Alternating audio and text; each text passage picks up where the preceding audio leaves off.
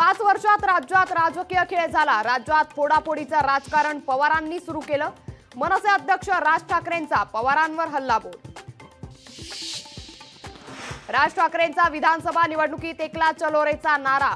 वरळीत आदित्य ठाकरेंविरोधात तर फडणवीसांच्या मतदारसंघातही मनसे उमेदवार देणार। हे छत्रपती शिवाजी महाराजांचं राज्य स्त्रियांवरील अत्याचार खपवून घेणार नाही।